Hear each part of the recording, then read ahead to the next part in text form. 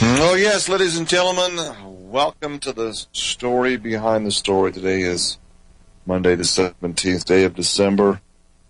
Yes, ladies and gentlemen, yes, as we were doing the radio show Friday, events were unfolding in Newtown, Connecticut. That's going to be the topic of today's discussion, folks. This is multifaceted. As usual, an ever-evolving story behind the story. Listen up, ladies and gentlemen. Listen up and listen clearly to this today. And spread the message of this show today. Spread the message.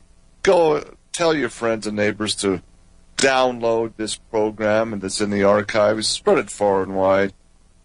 Why is it that every single solitary school shooting involves a person, a gentleman of Jewish ancestry that is on Prozac or some other type of antidepressant and jumps in and jumps. The modus operandi is getting old, folks. They go in and shoot up a school and then take their own life. And the media fails to report the true reason. It's not the guns that are the problem, but see, this is the way the media, the controlled Jewish media, spins the story every single time. The enemy is guns, and the nutcases are the white survivalists types of nutcases. Those who would go to shooting ranges and talk guns, and talk hunting, and talk survivalism. These are the nutcases the media wants to paint. And they're doing a pretty doggone good job of it.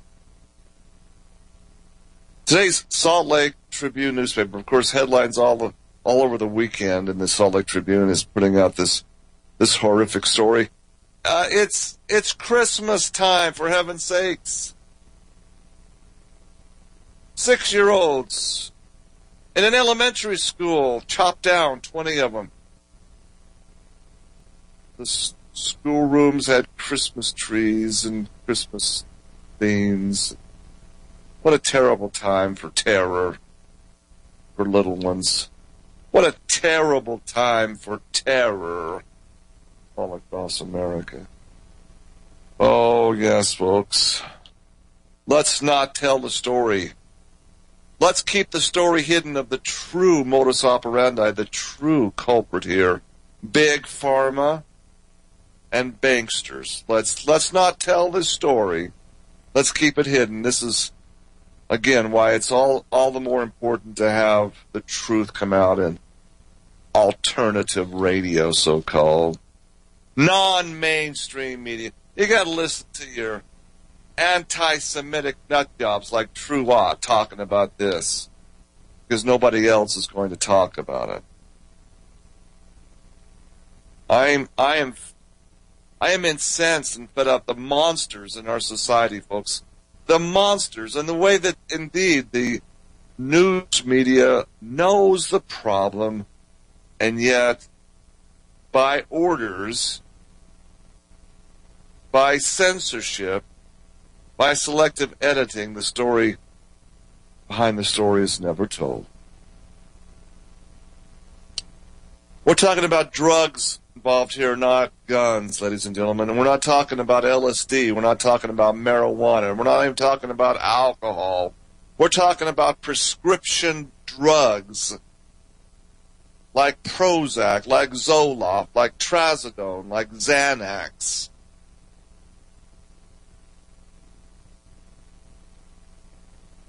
Last few years, ladies and gentlemen, last decades or so, 14 school shootings. The 14 school shootings were committed by those taking either on prescription drugs or withdrawing from psychiatric drugs at the prescription of their psychologist, ladies and gentlemen. And so the Salt Lake Tribune interviews Representative Jason Chaffetz, this Mormon place kicker for BYU. Really, that's all he really does. He comes out on the record and says, "I'm all for providing and supporting for legislation for gun control against those for the mentally disturbed to gain access." It's not the guns. The guns are merely a tool of defense, folks. It's not the guns. Representative Chaffetz, listen up. It's the use of these antidepressants that cause psychotic episodes. And then you combine that with a specific bloodline. You combine these SSRI inhibitors with a specific genetic bloodline that has no belief in an afterlife, that have no belief in the sanctity of life, that are taught that Christians are subhuman scum,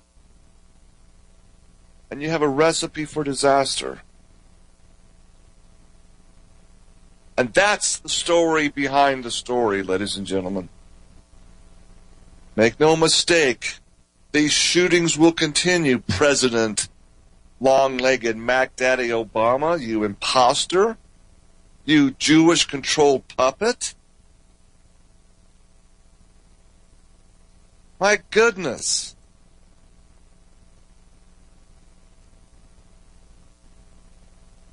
Reprint an article in the top story of Salt Lake Tribune.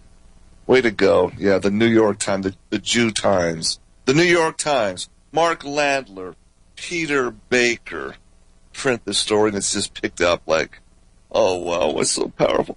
Here's Obama with a bunch of white kids all around him, little princesses, girls and little boys at the schoolyard. The caption, President Barack Obama poses Sunday with Samantha Parker, 3, Madeline Parker, 4, and 3 other unidentified children from the families of the victims. 6-year-old Emily Parker, who used to be a Newtown, folks. Listen, actually, they lived in Ogden. Their family lives here in my hometown, Ogden. Parker family is from Ogden. So they're having a photo op here with us smiling from ear to ear. Barack Obama. All these kids are smiling and beaming like Barack Obama is the Santa Claus. What kind of a picture is that? But Obama, these tragedies must end. So how's it going to end the tragedy? Of course, got to confiscate all guns. But there's so much behind the story. This story must be exposed for what it is, folks. And the parallels between the Columbine school shooters and Adam Lanza, oh my heavens. It's like they were on the same synagogue, both. I kid you not. But here's the story. Let me share it with you, and let me give you my commentary on how it's spun. Newtown, Connecticut. President Barack Obama vowed on Sunday to, quote, use whatever power this office holds to stop massacres like the slaughter at the school here that shocked the nation, hinting at a fresh, renewed effort to curb the spread of guns, as he declared that there is now, quote, no excuse for inaction.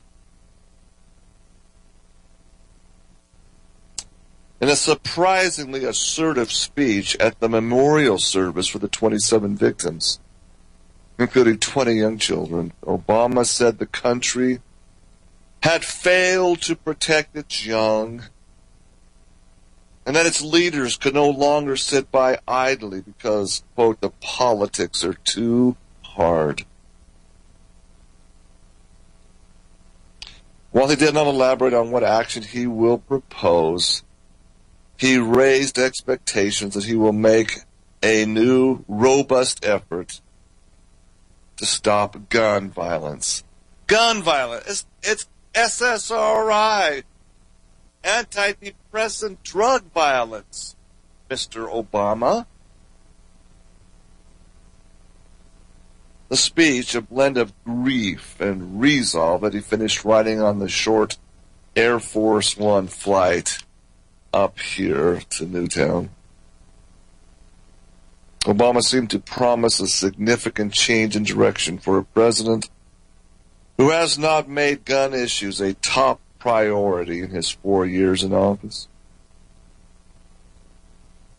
After each of 3 other mass killings during his tenure, Obama has renewed calls for legislation without exerting much political capital. But the definitive language on Sunday may make it harder for him not to act this time. Quote, "No single law, no set of laws can eliminate evil from the world," he said. But that can't be an excuse for inaction. Surely we can do better than this. He added that, quote, "In the coming weeks I'll use whatever power this office holds in an effort aimed at preventing more tragedies like this." Quote, "Because what choice do we have?" he added. "We can't accept events like this as routine. Are we really prepared to say we're powerless in the face of such carnage? That the politics are too hard? Are we prepared to say that such violence visited on our children year after year after year is somehow the price of our freedom? Oh, this is making my stomach ache, folks."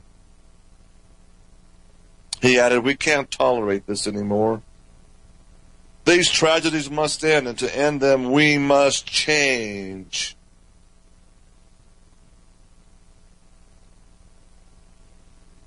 The memorial service came as new details emerged about the terrifying moments at the Sandy Hook Elementary School on Friday that shocked the nation.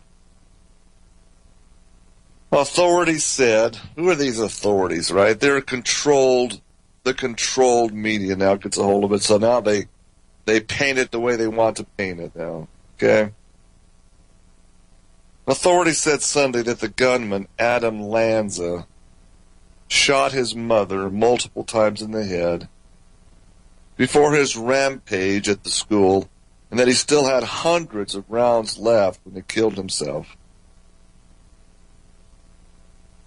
Connecticut Governor Daniel P. Malloy said Lanza shot himself as the police were closing in, suggesting that he may have intended to take more lives had he not been interrupted. The president's trip here came amid rising pressure to push for tighter regulation of guns in America.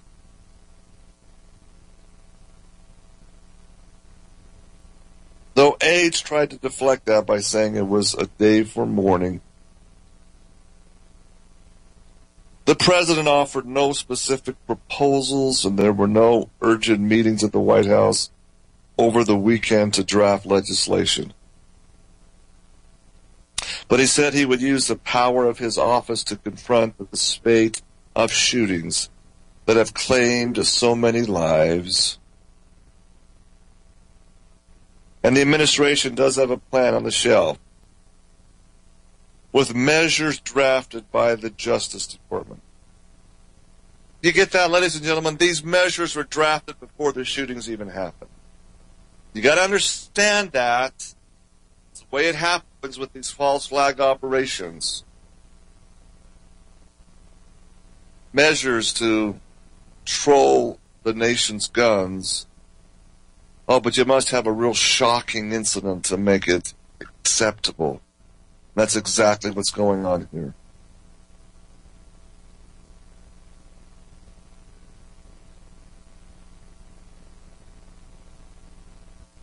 Among other things, Democrats said they would push to renew an assault rifle ban that expired in 2004 and try to ban high-capacity magazines like those used by the gunman in Newtown. Oh, really? Really? Who said he used a high-volume magazine? This is what's crazy, folks. They're changing the story.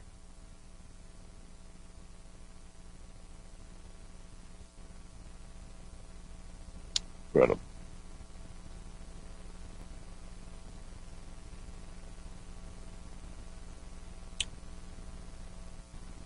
These events are happening more frequently, said Joseph the Jew Lieberman, independent from Connecticut. You remember Lieberman, folks, who lost his bid for re-election, Senator Lieberman? But, this guy is the epitome of the evil. I mean, he's the photo op for the evil empire in Star Wars, the evil dictator in Star Wars. Lieberman, he runs as an independent and somehow gets reelected, right?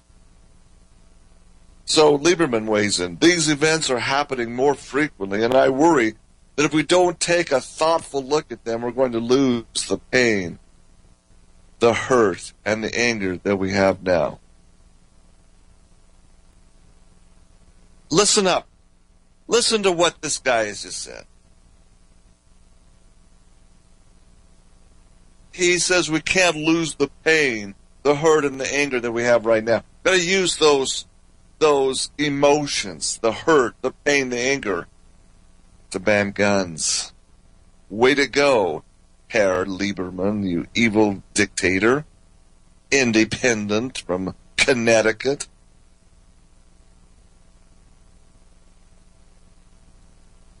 Lieberman calls for a national commission on mass violence. Yeah, controlled by Jews. The reinstatement of a ban on assault weapons that expired in 2004 and tighter background checks on gun purchasers. Quote, if you go to a gun show or buy a gun from some antique dealer, you're not background checked at all, he said. Then Governor Malloy said on CBS's Face the Nation, when someone can burst into a building with clips of about 30 rounds on a weapon that can almost instantaneously fire those, you have to start to question whether assault weapons should be allowed to be distributed the way they are in the United States. Folks, the original story was he had an old rifle, not a .223. The original report Friday and Saturday said he had a multiple set of handguns with clips, handguns, and an old antique rifle. Now they're saying it's a .223 caliber Bushmaster rifle. No, come on, which is it?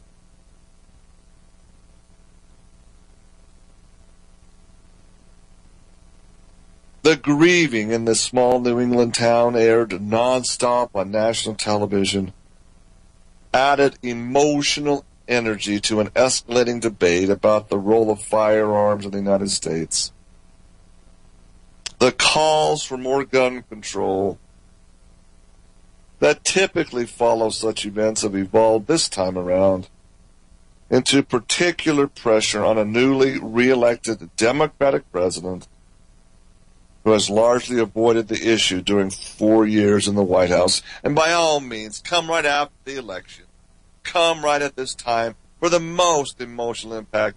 Little innocent 6-year-olds in a white church, a white school. Come on, it's incredible.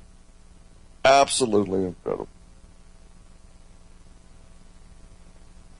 Obama has long supported the restoration of the assault weapon ban, which first passed in 1994 under Clinton, only to set off a backlash among supporters of gun rights and help cost Democrats control of Congress.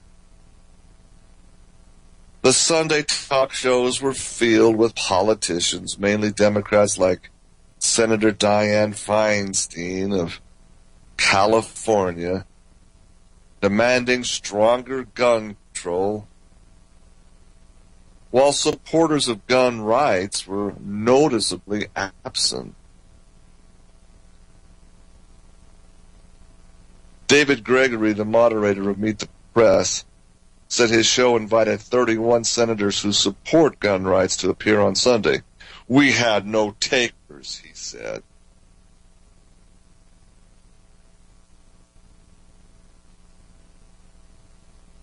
The National Rifle Association's headquarters was closed Sunday, and a spokesman could not be reached.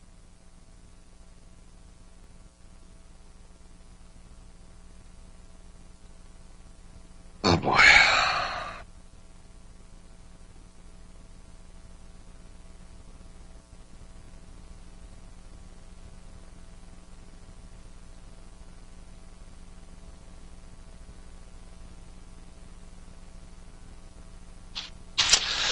Well, that's the story, ladies and gentlemen. You know what's going on in the mainstream media. Now let's learn about the story behind the story, the untold media story, shall we? This is, again, Associated Press article coming out by Adam Geller. I need to set the stage here for what they're just touching on, but they're not going anywhere near deep enough. Gunman's mother, trials of home life hidden. Let's look at the family life, shall we? Of Adam Lanza. Newtown, Connecticut. At the local bar, everybody knew her name. In other words, she was a barfly. Nancy Lanza was the one who, if she heard you were short on cash, regularly offered to pick up the tab at my place, the bar. 2 or 3 nights a week, Lanza, the mother of the gunman in Connecticut's horrific school massacre, came in for carry-out salads, but stayed for a glass of Chardonnay and good humor. The divorced mother of 2, still smooth-skinned and ash-blonde at 52, clearly didn't have to work, but was always glad to share talk of her beloved Red Sox, gardening, and a growing enthusiasm for target shooting.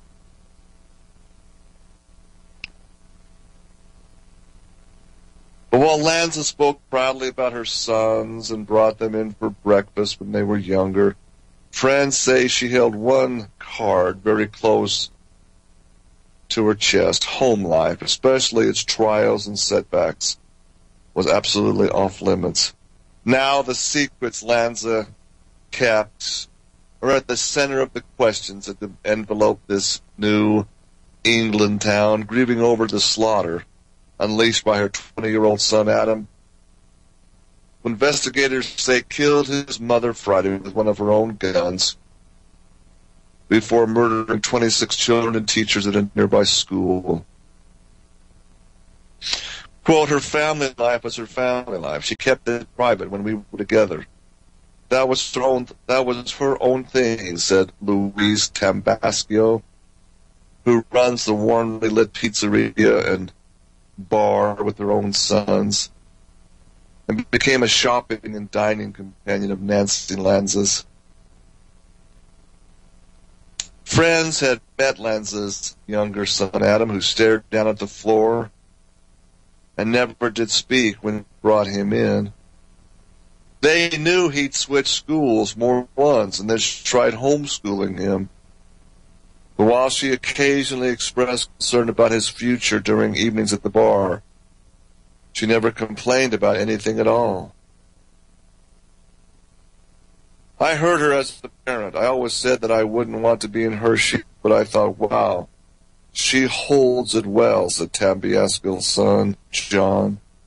Despite the challenges, the trappings of Lanza's life in Newtown were comfortable.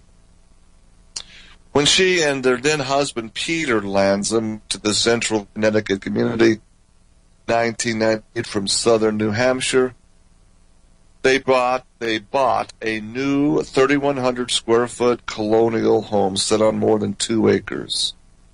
They paid cash for it, ladies and gentlemen. They bought it with cash. No mortgage. When the couple divorced in 2009, he left their spacious home to Nancy Lanza. Just gave her the spacious home and the divorce and told her she would never have to work another day in her life, said Marcia Lanza of Crystal Lake, Illinois, Lanza's aunt. Peter Lanza, you see, was giving her $20,000 a month in alimony. She had a brand new home without a mortgage, 3,100 square foot colonial home set on on over 2-acre lot and $20,000 a month in alimony. We're going to talk about who Peter Lanza is. And you can start to connect some dots, ladies and gentlemen. Nancy Lanza also began telling friends that she'd begin buying guns and had taken up target shooting. John Tambascio said. All 3 of the guns that Adam Lanza carried into Sandy Hook Elementary were owned and registered by his mother. A pair of handguns and a .223 caliber Bushmaster rifle, his primary weapon. See, but that's just added. We'll be explaining this as we go on.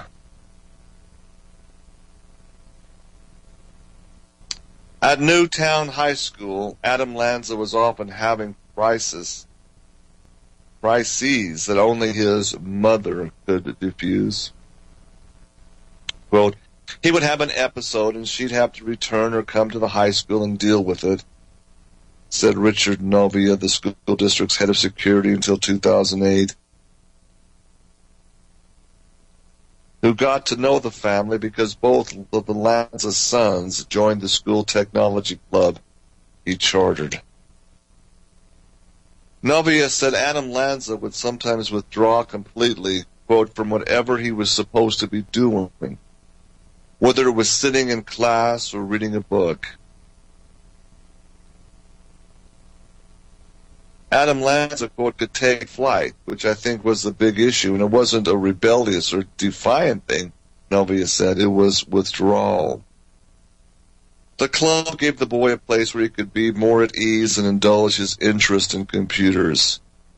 His anxieties appeared to ease somewhat, but they never disappeared. When people approached him in the hallways, he would press himself against the wall or walk in a different direction, clutching tight to his black briefcase.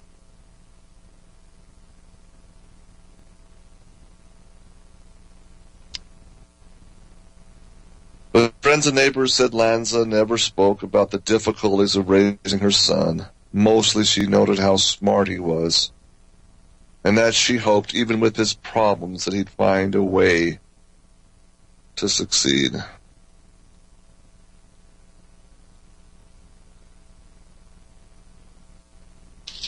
Okay, that's the Associated Press edited story. Now here's the story behind the story.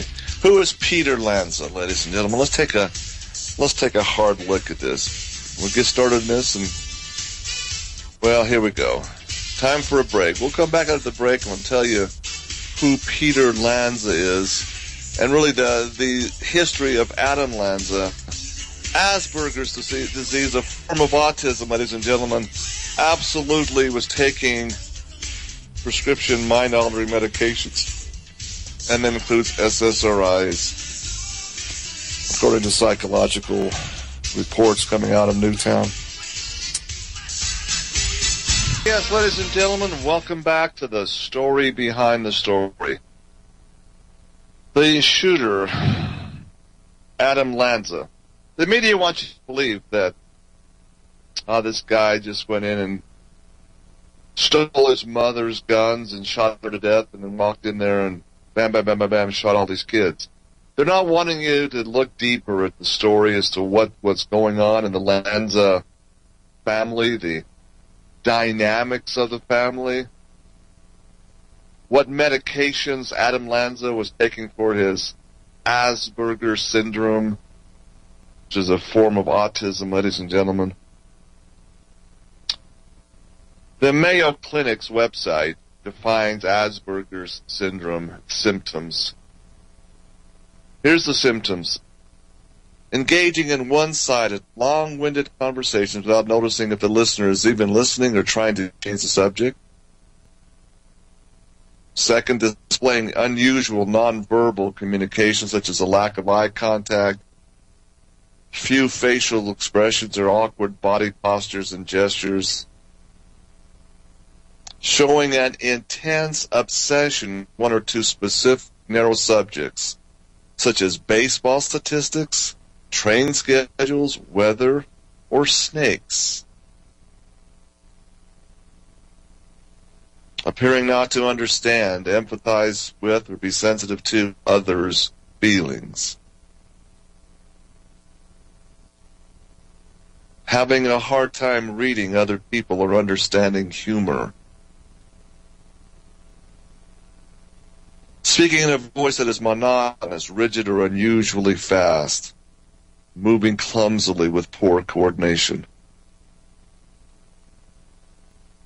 So, folks, here is a child, Adam Lanza, with Asperger's syndrome, and lists the medications that are typically prescribed. They involve, of course, the SSRI inhibitors. Take it to the bank, this Adam Lanza was on meds. Pretty good bet. And the story will unfold, I'm sure. But what about his ethnicity? What about his race, folks? What is Lanza? That Jewish? Well, absolutely. Yes, Sicilian Jewish, ladies and gentlemen. Now I'm going to take a little tour here, a little detour, but you got to stay with me on this. It's really quite important.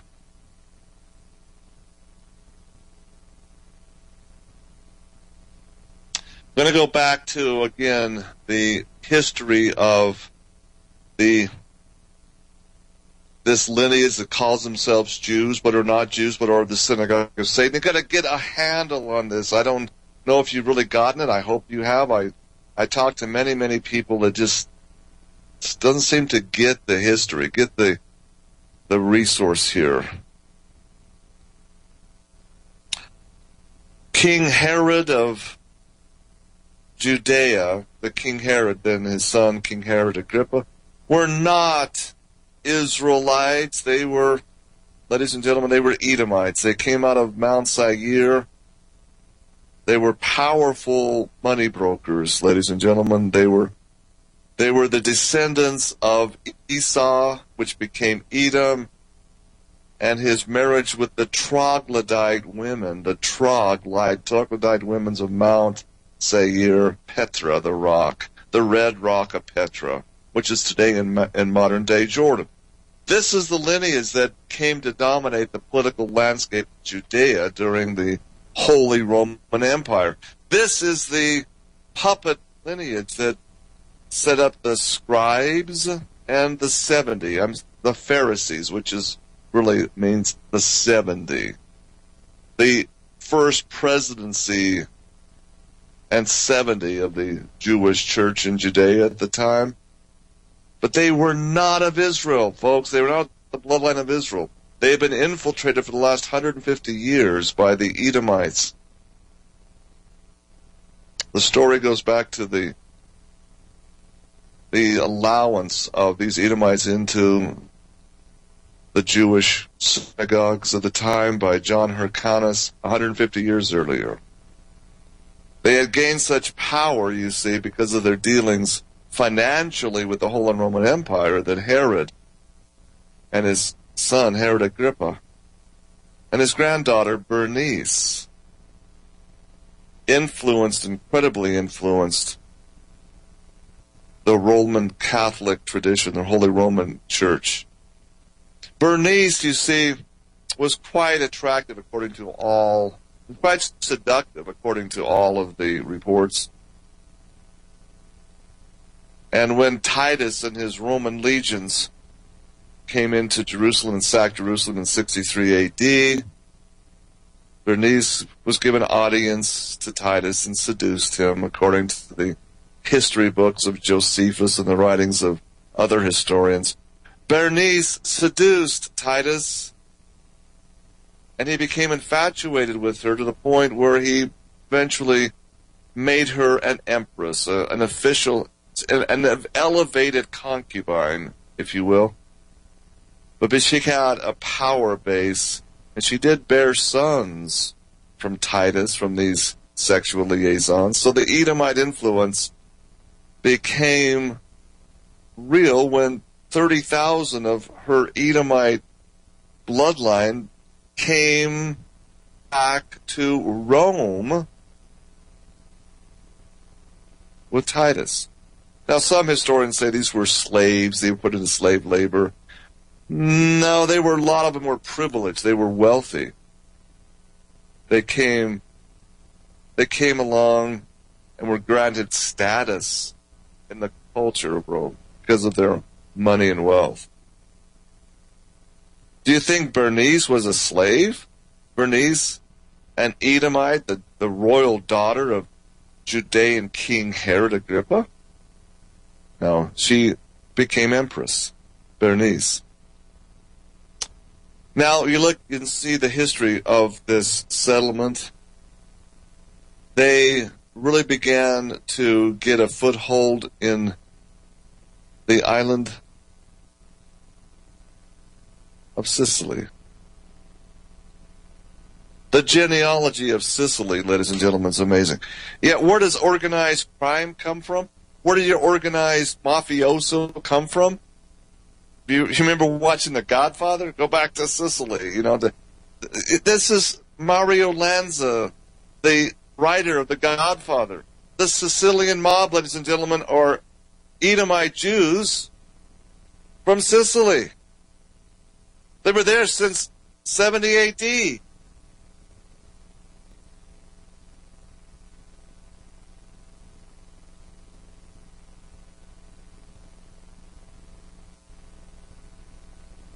Talked about this before. I've written papers about it called the Righteous Blood Series.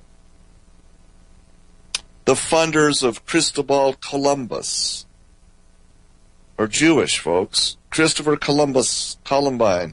The name Columbine, Columbus, Christopher Columbus, Jewish, ladies and gentlemen. They established the West Indies, the trade, the Dutch trade. In 1492, King Ferdinand expelled the Jews from Spain and Portugal. If they didn't leave, they had to become Catholic, which many did. They become crypto-Jews. They kept their Jewish customs, their synagogue of Satan customs, quiet, and did it in hidden secret rituals, while publicly showing themselves to be Roman Catholic. And this becomes the very lifeblood truth of the mafia, ladies and gentlemen, the mafioso families. And why they're so united with the Jewish mafia families, because they're one and the same bloodlines. There is a list of the Sicilian Jewish families, the surnames of the Jews of Sicily that emigrated to America. I pulled this list from the genealogical database sheets of family ancestry.com.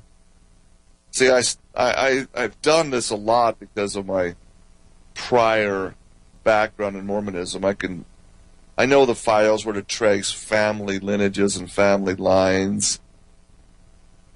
Peter Lanza, the father of Adam Lanza, his ancestry traces back to the Jewish crypto-Jew family Lanza in Sicily, folks. Giuliani, Gatto, Libertino. I mean, look at all of the mobsters' names. They're traced back to the same lineage of the Jews of Sicily, folks. Surprise, surprise, surprise.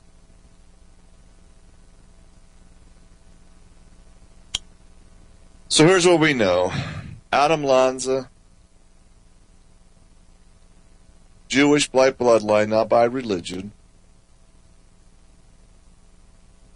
suffering from a Jewish, really a genetic disorder that's common to Jews, whether they're from Sicily or whether they're from Russia. doesn't matter, the same bloodline. Asperger's is a genetic defect more than anything else. If you really follow this, you inherit Asperger's syndrome. It's a genetic deformity, folks. It's passed on in the bloodlines. The geneticists have shown this. Asperger's syndrome is quite common to those of Edomite ancestry. Edomites who call themselves Israel today. You get the connections now coming, folks?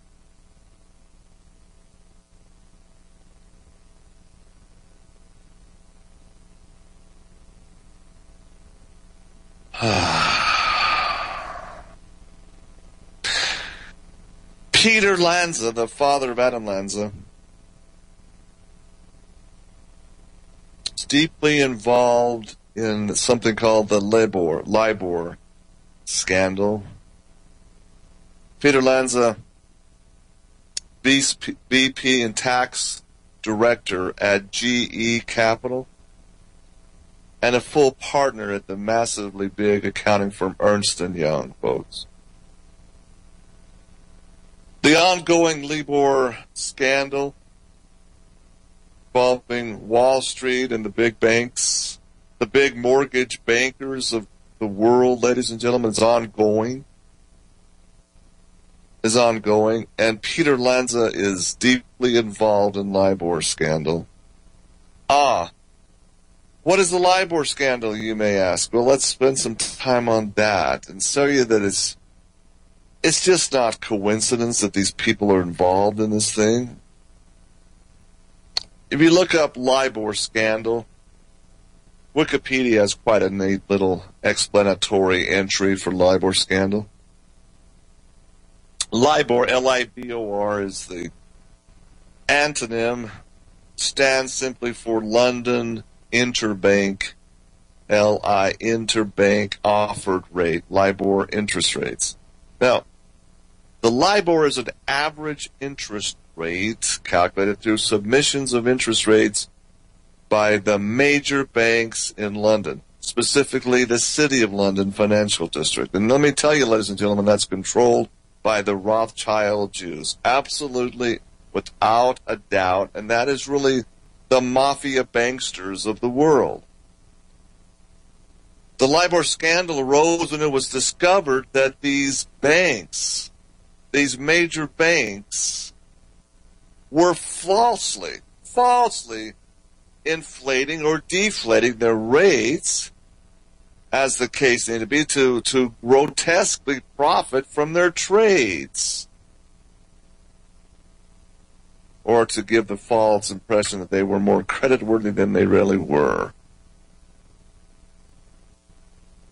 Why is this important, folks? LIBOR, this London Interbank Offered Rate, is what fluctuates and underpins the world's derivative market, which is roughly $350 trillion. Derivatives, folks. What is from the financial background, what is a derivative? It's simply a financial instrument. A derivative is, that's the best way to describe it, a market security, an offer to pay in the future, and a debenture. It's a contract, basically, between two parties that specifies the conditions, the dates, the underlying variables, the contracts to perform. You offer to buy some shares on the stock market at a future date, and you're banking to go down. You're going to short those shares. That's a derivative. Okay, but derivatives involves assets of all commodities, whether it's a stock in the stock market, whether it's a bond in the bond market, interest rates, and even currencies called FX market ratios. And everything is tied to the published LIBOR, the bank interest rates declared by the City of London. Okay? Whether it's orange juice futures, rice futures, soy, pork belly futures, whether it's the euro, whether it's the dollar. You see, these are all things that are tied to derivative marketplace. And in big finance, in high finance, which I was intimately involved with myself during the 80s, but stepped out because I realized it was a cesspool sewer of slime.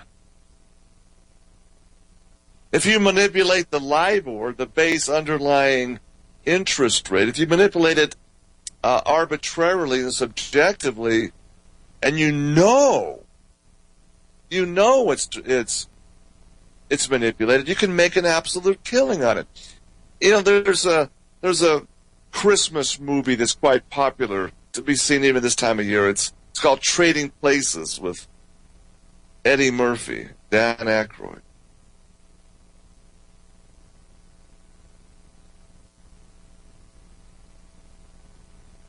That's the story of derivatives. If you can really corner the actual orange juice futures report and go in and manipulate it beforehand on the stock market, you can flip and make a killing. This is the LIBOR scandal, folks. It's an incredible story. And here we have the father of Adam Lanza, the shooter, intimately involved in even being called to testify in these hearings. And you don't hear a whole lot about LIBOR scandal on Beat the Press. You don't hear about all this because, again, it exposes these Jewish Rothschild banksters. The British Banking Association, who they are. It's incredible.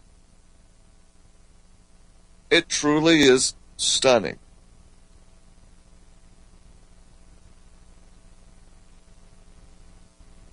Folks, what's happening in these investigations shows that the mortgage crash, the banking crash and the resulting destruction of Shearson Lehman Brothers and others, it all came about because of these fraudulent manipulations of the LIBOR rate. You understand this? The manipulation of these submissions caused Shearson Lehman's downfall. It caused the crash of 2008. But every time it crashes, you see somebody on the other side that makes the manipulations makes billions. Do you understand that? That's what's being investigated right now. It's taken them 4 years. The Wall Street Journal in May of 2008 released their study that LIBOR's the credit crunch of 2008 was all manipulated completely and totally by these British Edomite-controlled, Rothschild-controlled LIBOR banks. Then you have the Bank of International Settlements, the BIS, the mafioso's bank that you really want to see the cockroaches scurry. Shine the light on Bank of International Settlements. From money laundering to the illicit drug trade to funding all the wars and Blackwater and all of this crazy death and destruction in the world. You shine the light on that and you see who's involved. And it's a tribe of people that date themselves back to the time of King Herod, of Queen Bernice, Empress Bernice, the Sicilian mafioso, folks.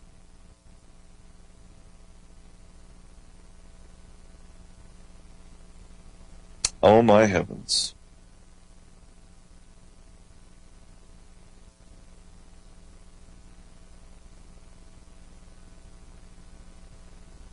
But you see, no wonder the media doesn't want to talk about this.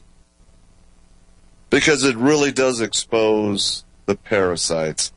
And the same parasites are controlling the media. Do you get it? I hope you do. Please say you understand the connections. And then you look and see who produces the SSRI inhibitors, the psychological big pharma drugs, and look behind the scenes, and it's the same group of people. I wonder why the world is in a messed up place and why Christians are in deep, deep trouble physically. Come back out of this. We'll talk about this on the top of the hour. To America in jeopardy? Because indeed, America is in jeopardy like never before. The disciples, the synagogue of Satan, mind control, these Edomite, Ashkenazim, are very dangerous. Don't go away. We'll be right back after these messages. Please stay tuned. Gentlemen, welcome back to the second hour of today's story behind the story. Let's turn back the pages of history. Yes, and every news media that I've watched over the weekend, they're comparing this, of course, to the Columbine, Colorado shootings. Let's take a page back in history. Let's do American in jeopardy. These were the killers of the shooters of school children in Columbine, Colorado. These are their last names.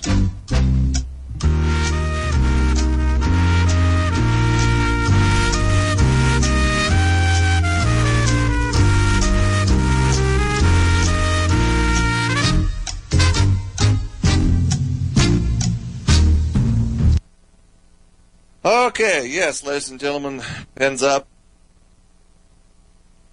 What the question is, who were Klebold and Harris?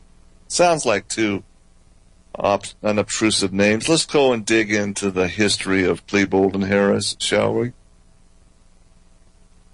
When Dylan Klebold was 17 years old, he engaged in some very questionable activities tied to the JDL,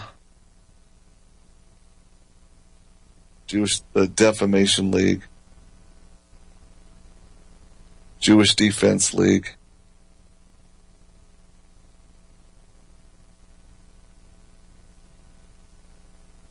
Dylan Klebold's mother, her name was Susan Yasinoff. Still is Susan Yasinoff, a devout synagogue-going and shul-trained Jewess who attended Temple Israel. Dylan Klebold's grandfather, Susan Yasinoff's father, Leo Yasinoff, was a very wealthy commercial real estate developer and bankerster in Columbus, Ohio. Very prominent figure in the Ohio Jewish community and very active in Temple Israel. So what made Dylan Klebold such a time bomb?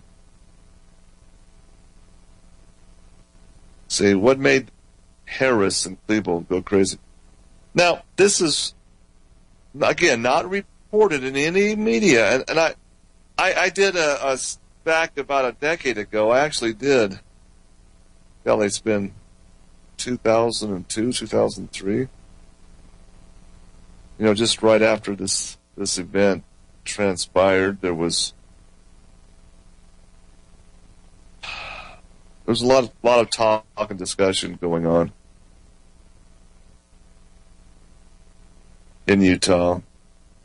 We actually had a couple of the victims, the eyewitness victims, come and tell their stories here in Utah. See, Harris had a pro-Jewish website, and this is what was posted. These documents were actually released by the media just in 2006. This is You know, they had this documentation, the press did, and yet they refused to talk about it. Isn't that just interesting?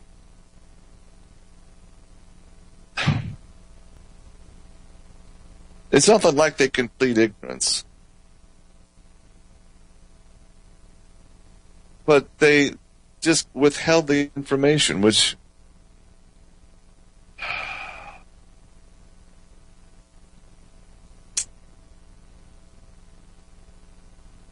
I don't know.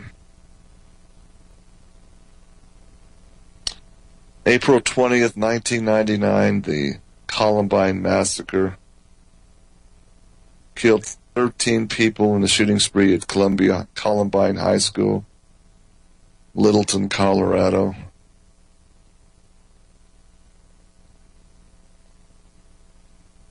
April 20th, Hitler's birthday. Just a coincidence, I'm sure. Let me refresh your memory. Let me jog your memory if I can.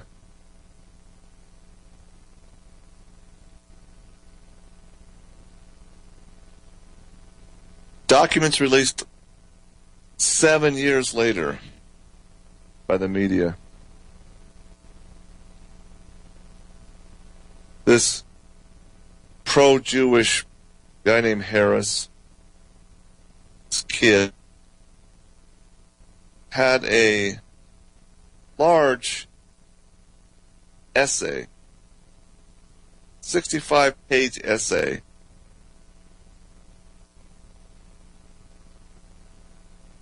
on the German treatment of the Jews. He's seethed with hatred for white Christians and the German people. On pages 44 through 58 of this essay written by this high school kid.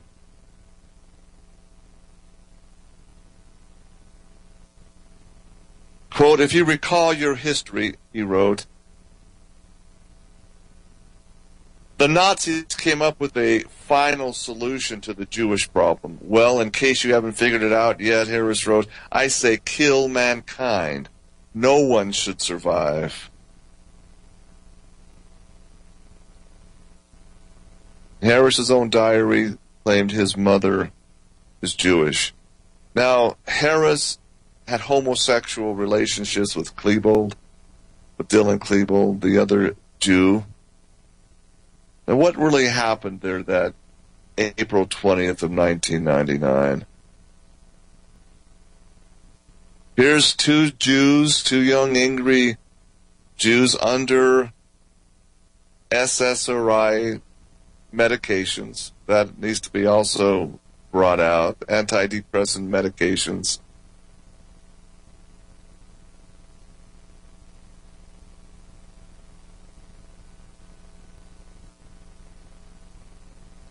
What did they really do that day?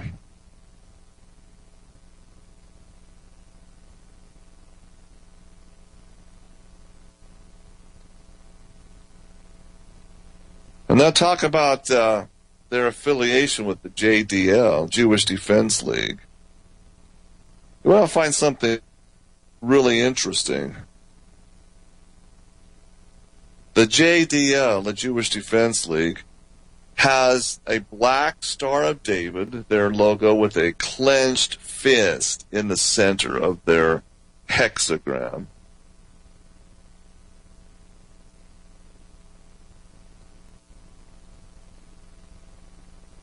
Wikipedia's entry on the Jewish Defense League, quote, "The Jewish Defense League is a Jewish far-right organization whose stated goal is to, quote, protect Jews from anti-Semitism by whatever means necessary."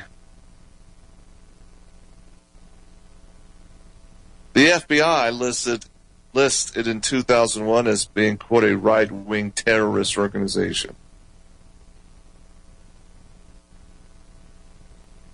According to the FBI, the JDL has been involved in plotting and executing numerous acts of terrorism within the United States.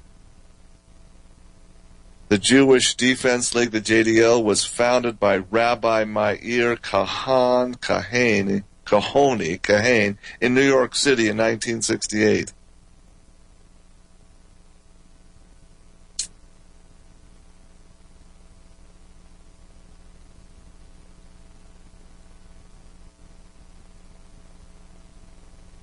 They target anti-Semites, what they term neo-Nazis, for assassination, ladies and gentlemen.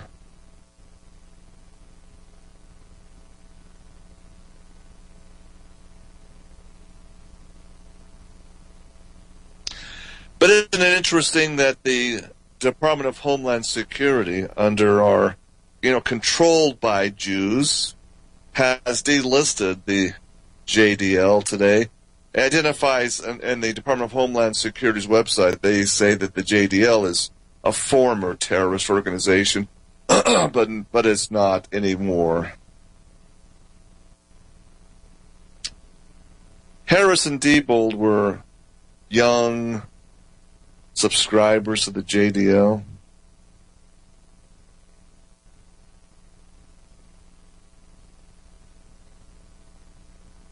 Do some homework. You don't believe the assassinations and killings they've been involved in. But see, this is not talked about by the mainstream media. It's ignored, conveniently ignored. Because you see, you can't have far-right terrorists being exposed to, especially if they're Jewish.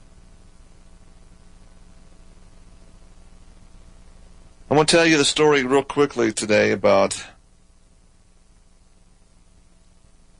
eyewitness reports of what happened with Klebold and Harris that day, 1999. And I said this is important because it's the news media that's saying, oh, we have another Columbine. This is worse, these are little kids. It's the same modus operandi, the same bloodline involved here, folks. You got to understand that. And understand the story behind the story of Columbine. And as events unfold, I'm going to tell you the story that happened in Newtown, Connecticut. Much of the same thing going on. And it wasn't just one man involved in this shooting, folks. It wasn't just one lone nut gunman. Please understand this was an operation, a planned op.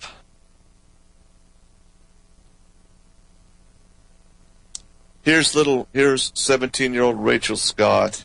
They targeted her because in their diary they hated her because she was not only a Christian, she loved to talk about her faith and carried a Bible with her all the time. Had a Bible in her locker.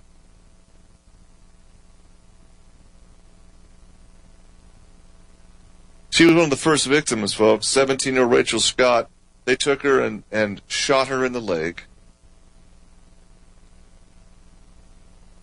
asking her if she still believes in Jesus. She still believes in God. And she's crying, saying, yes, I do.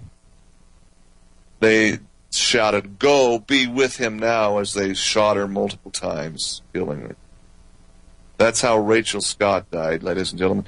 And how about Cassie Bernal?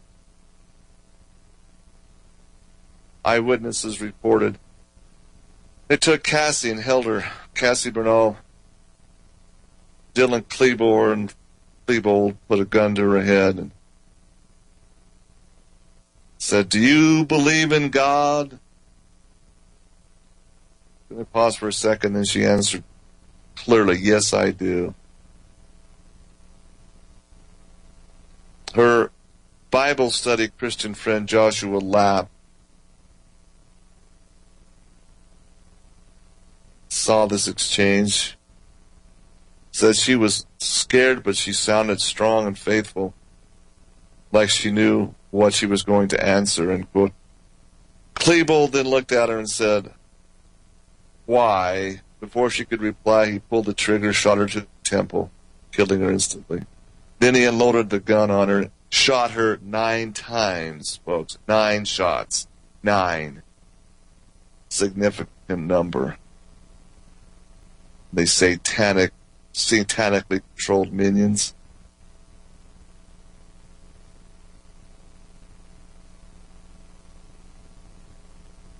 Then they took Valine Schnur, another 18-year-old Christian, took her and derided her, mocked her for believing in Christ. She stood up to them, said that they would be able to stop their shooting and killing if they too believed in Christ. They opened up on her and shot her 9 times as well. Bam, bam, bam, bam, bam, bam, bam. Counted out 9 shots. She survived miraculously, ladies and gentlemen. She still has permanent nerve damage suffered from her 9 bullet wounds. 9 bullet wounds. All because she believed in Jesus Christ. Believed in God. Had faith. Another 17-year-old survivor, Casey Ruegsiger. She was shot in the face and shoulder. She declared what happened. They called her a blankety-blank, blank Christian and shot before they shot her. This is an attack by satanic Jews, ladies and gentlemen, against Christians. And this is a story that's not being told. There's an agenda here. There is most definitely an agenda here. The elephant in the room that's being completely ignored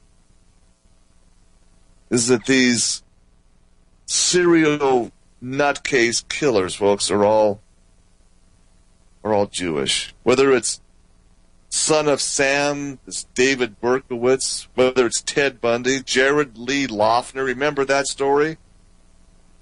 The shooter of Phoenix, Jewish, absolutely, having a sukkot in his backyard, for heaven's sakes. Worshipping the God of the Jews, this demon entity.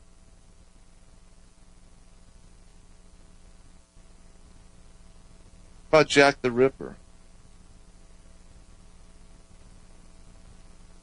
I'll tell you the story behind the story of Jack the Ripper because it ties in to this exact same scenario of who these monsters are. And why, in fact, the media is so organized to keep it quiet. Why the JDL is targeting people like me through their agents like Horowitz and Kane to attack me, folks. You gotta understand what this is all about. They attack my reputation. They attack my good name. Attack my business. Powerfully attack my business. Shutting down my phone, shutting down my computers. Because I dare to tell the truth. These creatures simply have no soul, folks. They have none. They have no belief in an afterlife. They have no belief in deity. They have no belief in the creation. They are evolutionists, folks. Their entire world is about sex. They're preoccupied with sex, with porno. Glenn Horowitz is a pornographer, folks. He loves his porno, according to his ex-wife, Jack Lindenbach. She caught him many, many times doing internet porn. Continually. Their world revolves around pornography, sex slavery, sexual favors, money and power and egotism. And Asperger's syndrome is just that, folks. It's a power-based, power-driven egoism, a narcissism. They are in control of this World Bank economy, and they are absolutely scheming to push the world economy to the very brink. And when it collapses by their manipulations and their machinations and their lies and their falsehood, their false manipulations of shortages and business and commerce, they'll offer a bankrupt and destitute people, a hopeless people, their new world order with their one world currency. That is their agenda. That is their plan, folks. That is who they are. They are not God's chosen people, Israel. Oh my. It's a ticking nuclear time bomb, folks. This group, this tribe of people.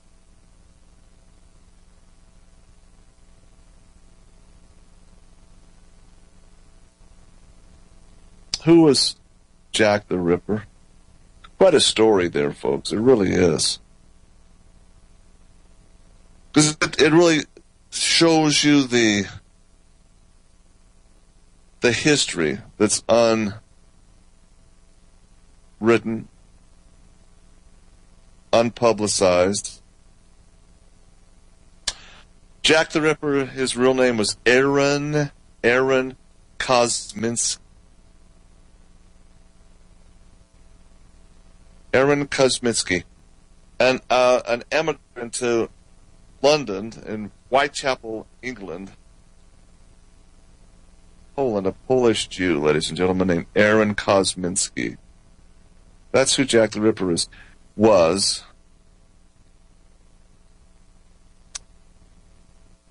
He stalked the districts of Whitechapel, Spitalfields, Aldgate, and the City of London Financial District proper. He was mass murderer, folks. And what he did was stunning. Scotland Yard recently just released the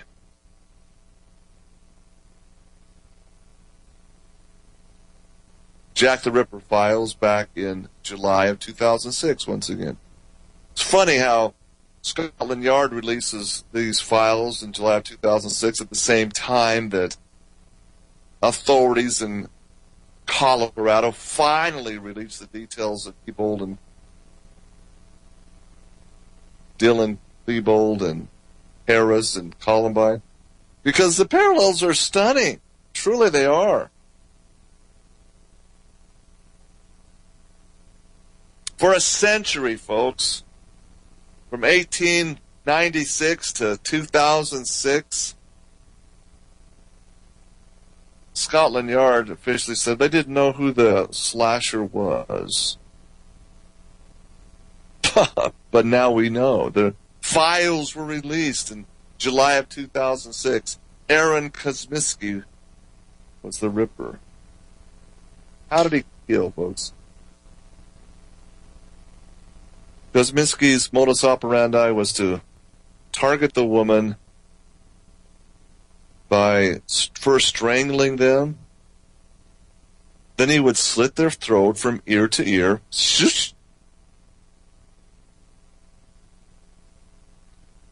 Then there were two other cuts made in the chest, slash, and then the lower abdomen. Now what's really stunning about this, ladies and gentlemen, is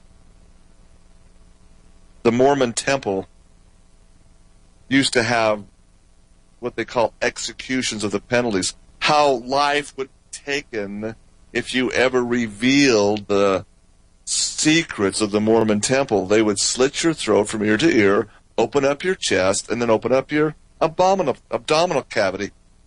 Exactly how Jack the Ripper killed his victims. Isn't that just a little bit curious? When you understand that Kosminski, you see, was Jewish and involved in the synagogue of Satan, the high order of the Temple of Solomon, the Masonic rituals, folks.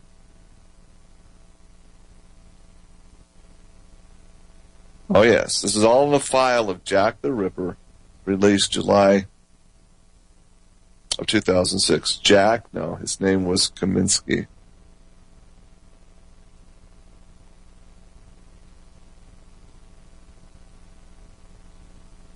Aaron Kosminski.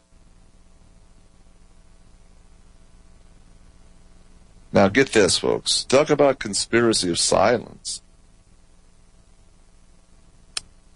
Talk about wanting to not cause people to question the Jews. Wow. The file Scotland Yard released in July of 2006 showed that after he slit the victim's throat and opened their chest and abdominal cavities up, he oftentimes performed genital mutilation on the victims and actually cannibalized, consumed some of the women's organs, which were taken out of the cadavers. He took the organs out and actually took them home and ate them. Let's look at the files on Aaron Kaminsky, shall we? Aaron Kaminsky was born in 1864 to a Russian Jewess by the name of Golda Abrahams. 1864, you see, was a very unstable period for the Russian Edomites, these Russian hosts of Gog and Magog. There were problems, you see, with the Polish Jews of the Khazar kingdom, the Khazarian misfits, these Asperger syndrome suffering bloodline people, folks. Tsar Nicholas had a problem. Tsar Nicholas I, he created what's called a Pale of Settlement to contain the problem. The Pale of Settlement in the 1860s, all the Jews had to establish and set up their center of operations in the Pale. If they didn't belong to the Pale, they were beyond the Pale. You see, that's where they came from. It's a Jewish form that they were settled beyond the Pale. They were out. They were basically outlaws.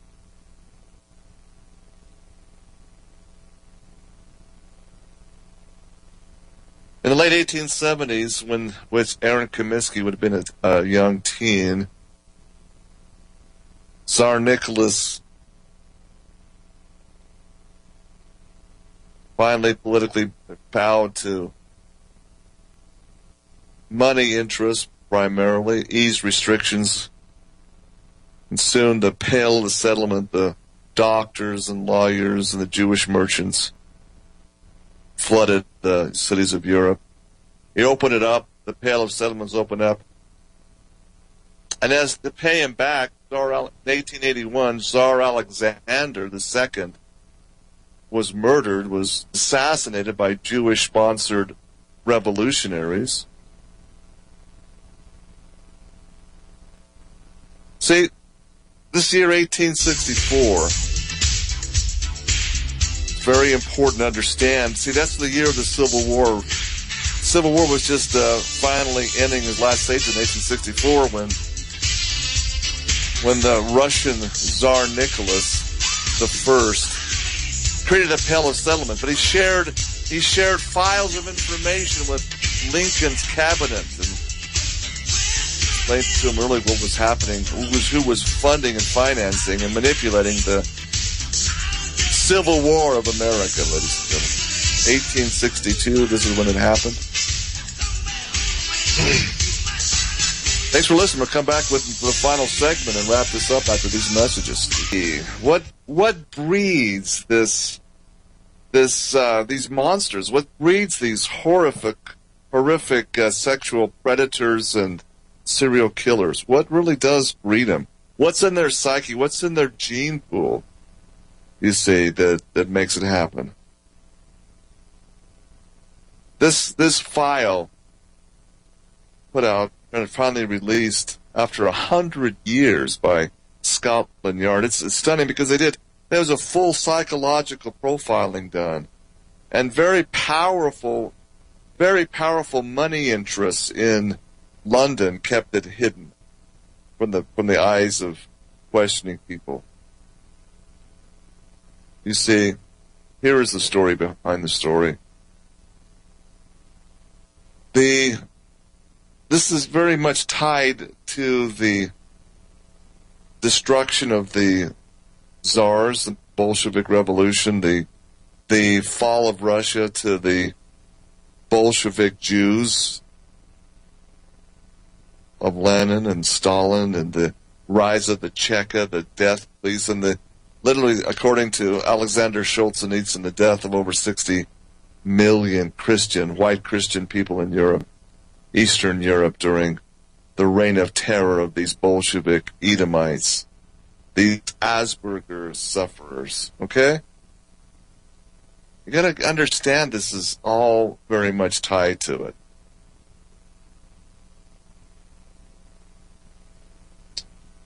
You see, Tsar Alexander loved America.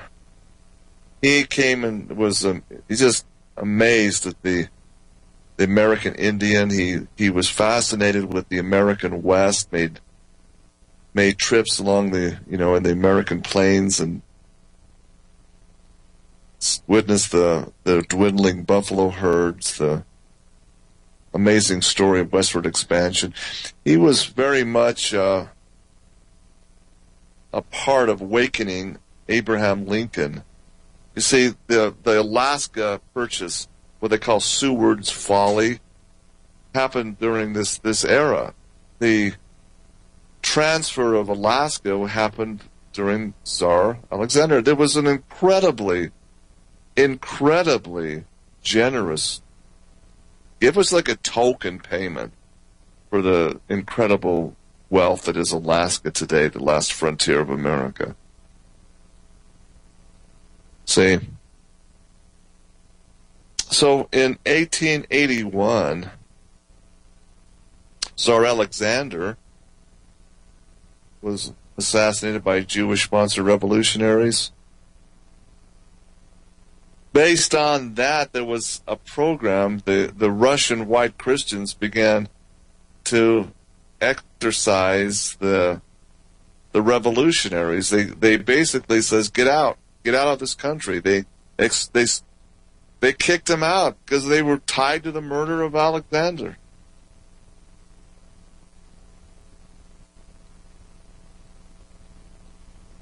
This is where this Kaminsky grew up. 200,000 Jews, including Aaron Kaminsky,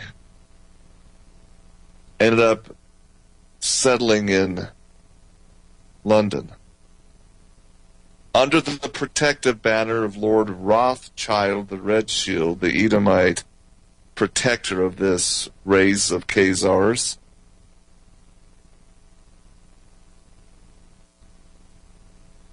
You see, Aaron Kaminsky had no father. He was raised by his mother, Golda Abrahams, and his two sisters.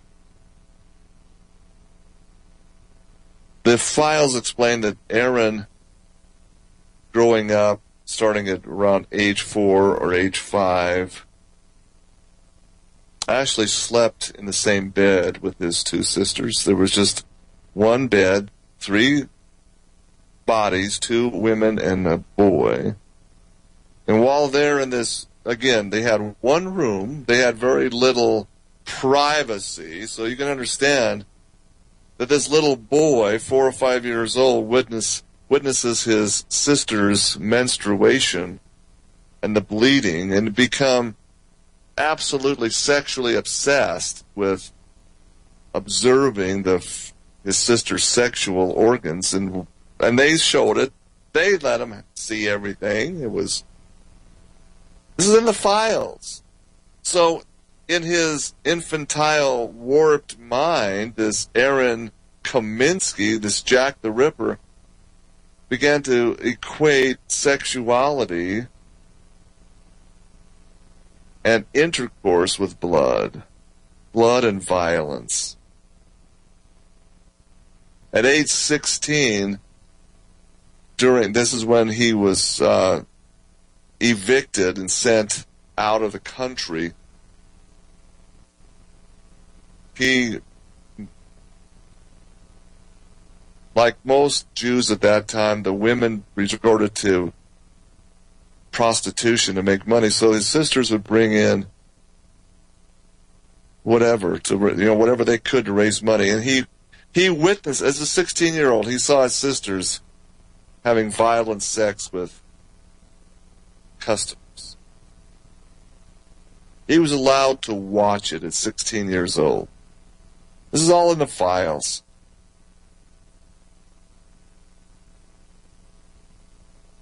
And of course, at age 16, the files explained as witnessing these violent acts, the more violent the better for him.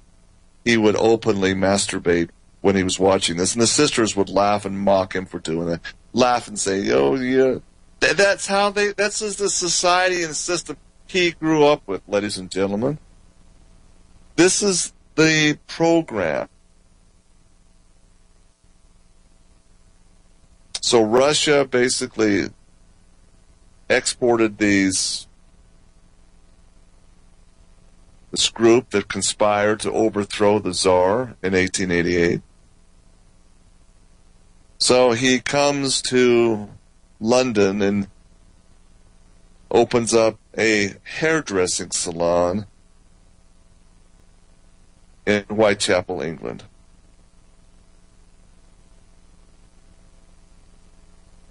Isn't that interesting? So he begins to systematically prey on women that are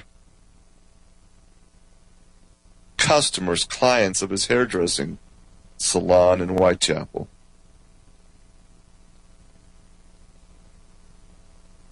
What else, is part of the culture? What is this blood libel? This is something that the Jewish Defamation League, the Anti-Defamation League, and the Jewish Defense League, they really get upset when you talk about the blood rituals, the blood libel rituals that have been going on for centuries in this Edomite enclave. The powers that be want you to believe that this is just anti-Semitism. No, ladies and gentlemen, it's not. It's sexual related, and it's absolutely ritual murder. And it's been going on for centuries. Clear back to the time of Jesus Christ. These are the troglodytes. These are the Edomites of Mount Seir. These are their practices. This is what Christ meant when he said it's better for you that a millstone be hung around your necks and drown in the depths of the sea rather than offend one of these little ones, to sexually molest and or ritually attack these little ones. Jesus was an ardent defender of these little innocent children.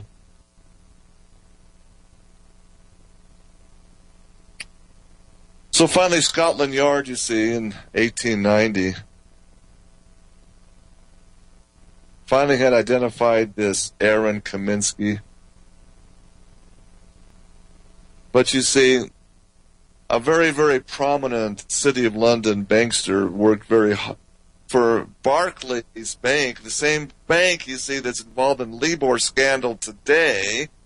Israel Schwartz protected Aaron Kaminsky. When Scotland Yard came in, there was a Masonic oath. You see, Aaron Kaminsky was also a member of the B'nai B'rith, the highest order of London Freemasonry. So Israel Schwartz intervened and made sure that Aaron Kaminsky never went to public trial. This is what the file is all about. It's amazing. You see, Israel Schwartz was also an Ashkenazim, Khazarian fellow Jew of Aaron Kaminsky.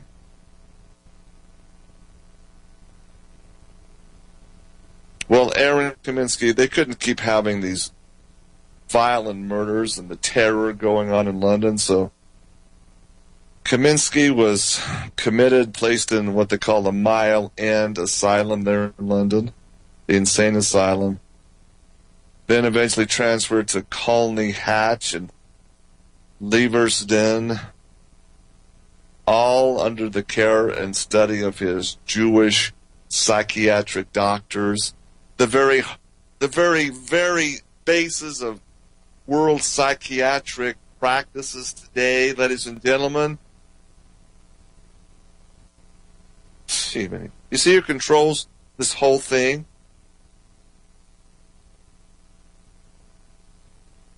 They didn't want Kaminsky out there because they didn't want the secrets of who they really are, what they're practicing in secret, to come out to the top. So you see, according to the files, they saw to it that Kaminsky was drugged to the point where he eventually became brain dead.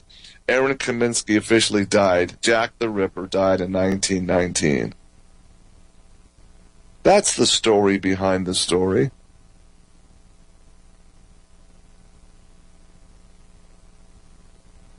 My goodness, folks. So here we have Adam Lanza, same MO, same bloodline history, just a different part of the world, but same genetics. Ultimately, you look at the gene pool, it's the same group.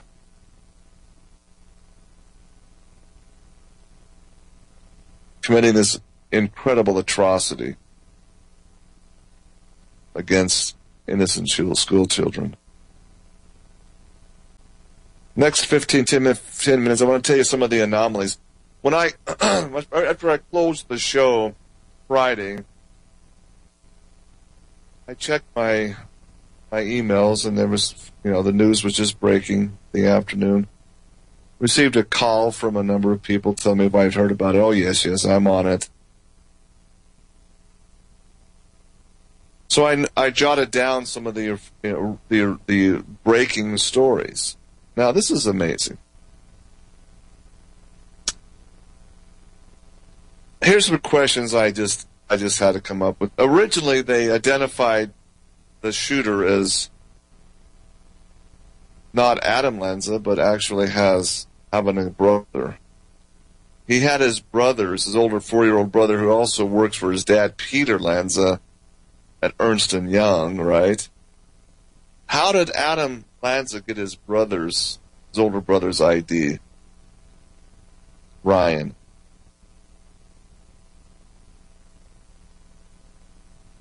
Yet news reports say that Ryan, when interviewed by police, claimed to not have even seen his brother since the year 2010. They were basically estranged. So where would Adam get Ryan's ID? Where would he get his driver's license, his ID? See, these are all questions that discerning minds should ask.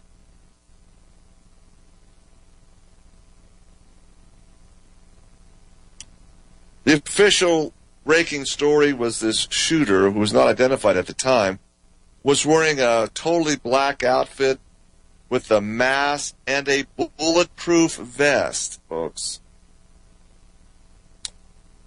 Why would Adam Lanza want to hide his identity by wearing a mask, and why would he wear a bulletproof vest if he planned to kill himself? See? They're saying now it's all premeditated. He went in there to shoot him up and then kill himself. Yeah, why did he wear a bulletproof vest then? The medical examiner report, ladies and gentlemen. Get this. The wounds with these dead children. Wounds were caused by a rifle shot.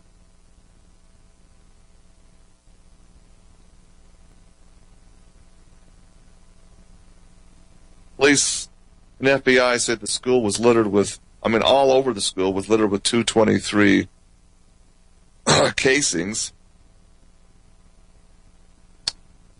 But the official report Friday evening, Adam Lanza was found dead in the school with only handguns by his side.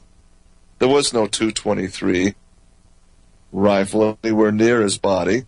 There were only handguns around him. An antique rifle was found in the trunk of his car.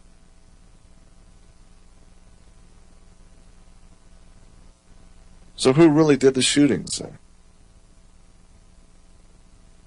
You would think if he shot himself, his .223, his Bushmaster, would be right there, but it wasn't anywhere near him. These are the stories that you got to understand about this psyops false flag event. It continues. There's a lot of anomalies, folks. The official story, the shooting was strictly confined to only 2 classrooms, but all the children in the elementary school were told to close their eyes while they left the building. All the other children, close your eyes, don't look, and they let them hand by hand out at the doors. They didn't want them to see anything. Why? The principals of the school, his secretary is named Joanne DiDonato. Again, another name of Sicily Jew. DiDonato was absent Friday. She called in sick that day. She's not sick.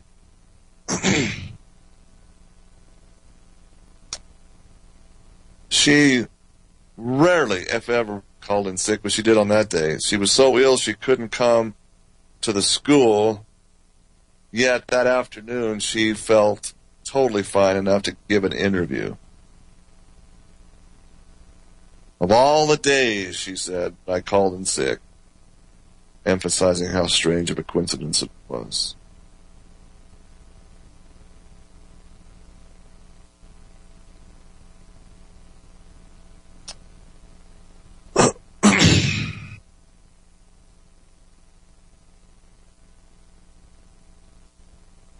Another anomaly, the hospital there in Connecticut town went into lockdown, went into top security mode. Why? They cleared their trauma rooms. But there was only 3 patients, 2 of them dead children, according to the official story, and 1 slightly wounded adult. Why did it go into lockdown? Why did it go into secure mode?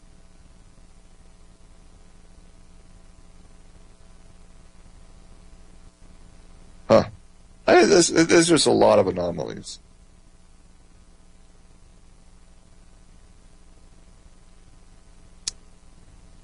Now, numerous eyewitnesses that were interviewed by CNN and other news agencies witnessed seeing a man in the woods, a mysterious woodsman they call it, dressed in a black jacket and camouflage pants. Authorities arrested this individual, handcuffed him outside the school. As he was being taken to the cars, he shouted to the parents, "It wasn't me, it wasn't me." Who is this guy? Who is this mysterious man? And what was he doing there? Why was he arrested? What was found in his possession?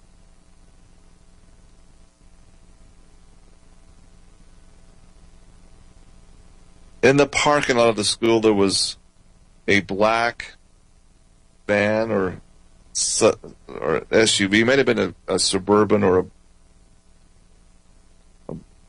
Blazer type of vehicle.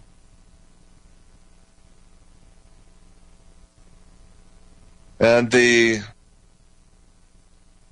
police were sent out bulletins on the radio looking for a maroon sedan with a blown-out back window. They says this was left fleeing the school. A maroon sedan. The window on the back had been blown out by exchange of fire. What is that about? Whatever happened to that evidence?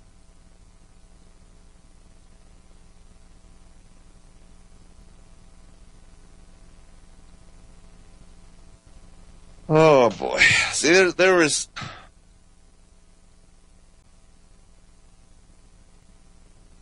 one child in the school, and it was interviewed and said that they heard someone yell, "Put your hands up," and their reply was, "Don't shoot."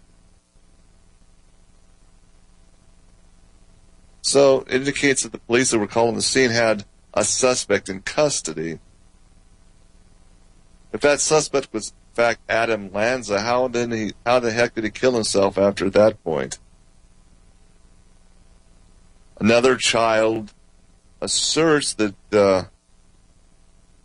they saw a man pinned down to the ground with handcuffs on.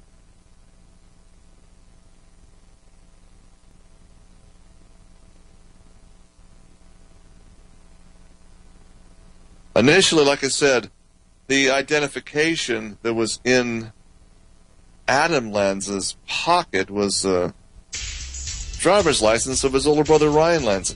Ryan Lanza was initially identified as the shooter. Suddenly his Facebook account his Facebook profile and others are all deleted.